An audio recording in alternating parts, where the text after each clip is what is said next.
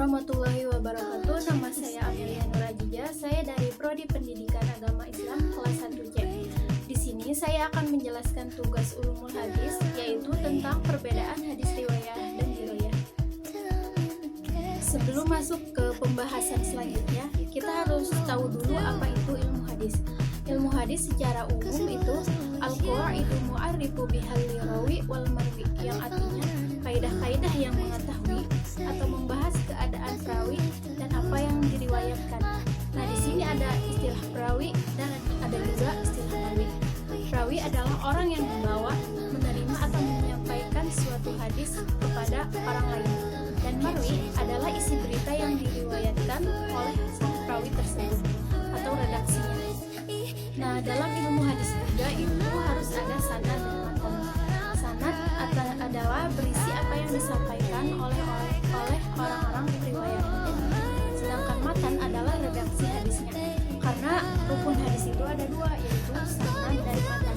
Jadi pada intinya ilmu hadis itu membahas sanad dan matan. Kita lanjut ke pembahasan selanjutnya, yaitu perbedaan hadis riwayah dan diroyah. Apa sih hadis riwayah terlebih dahulu? Jadi hadis riwayah itu mempelajari tentang segala perkataan Nabi, perbuatan Nabi, dan periwayatan dari Nabi.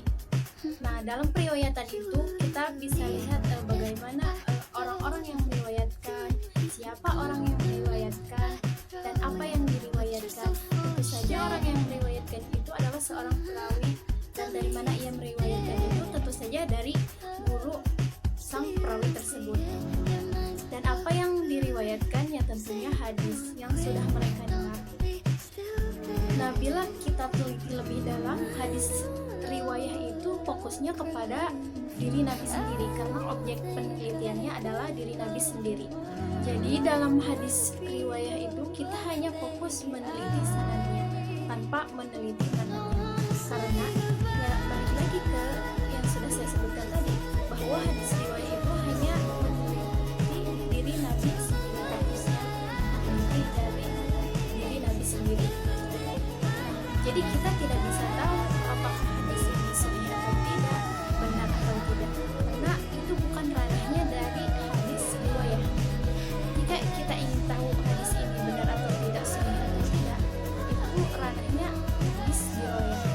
Selanjutnya adalah ilmu hadis riwayah. Ilmu hadis riwayah itu fokusnya itu meneliti sanad dan matan, dan juga meneliti para perawi dan apa yang diriwayatkannya.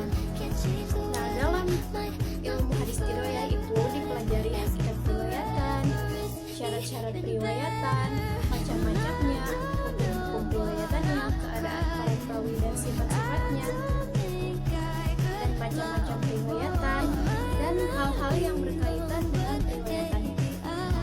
Yang pertama yaitu hakikat periwayatan. Hakikat periwayatan itu contohnya memindahkan berita atau menyampaikannya dengan sempurna. Contohnya seorang perawi mendengar sebuah hadis dan ia menyampaikan bahwa ia mendengar hadis tersebut dari seorang, tentu saja seorang gurunya, atau bisa saja dari sang nabi langsung. Dan yang kedua yaitu syarat-syarat periwayatannya. Syarat-syarat periwayatannya itu adalah metode perawi ketika menerima periwayatan hadis. Ada 3 metode dalam periwayatan hadis. Yang pertama adalah simak, kedua qiraah, dan ketiga ijazah. Nah, yang pertama metode simak. Metode simak itu sang perawi mendengar hadis tersebut bisa saja dari gurunya atau dari nabi langsung, lalu ia meriwayatkan. Nah, yang kedua ada metode qiraah. Nah, metode qiraah itu cara penyampaiannya, sang guru dari perawi tersebut itu membacakan sebuah hadis, lalu sang perawi itu meriwayatkan hadis tersebut. Dan yang kedua ada ijazah.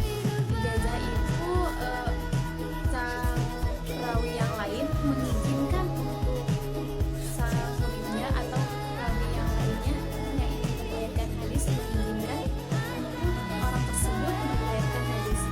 Nah, yang kedua yang ketiga ada macam-macamnya. Nah, apa sih macam-macamnya itu? Yaitu sanadnya bersambung atau terputus. Jika bersambung, sanad itu bisa dikatakan sahih, dan jika sebaliknya, jika sanad itu tidak bersambung, maka hadis tersebut bisa dikatakan hadis dhaif. Nah, yang keempat ada hukum-hukum. Apa sih hukum-hukum dalam riwayatan hadis riwayat itu? Yaitu suatu hadis yang diterima perawinya adil, sanadnya bersambung, dan matanya tidak ada cacat dalam penulisannya atau perkataannya. Dan yang kelima ada keadaan para perawi dan sifatnya. Nah, kita harus tahu apakah seorang perawi itu sifatnya tidak suka berbohong atau tidak. Jika ada cacat dalam sikap sang perawi tersebut, maka dia tidak memenuhi syarat menjadi seorang perawi. Dan yang keenam ada macam-macam riwayatan. Nah, macam-macam riwayatan itu bisa berbentuk pembukuan hadis. Nah, yang ketujuh yaitu hal-hal yang berkaitan dengan riwayatan, mulai dari istilah hadisnya, apakah hadis tersebut sunnah, khobar, mutawatir, ahad, atau lain-lain. Sekian dari saya.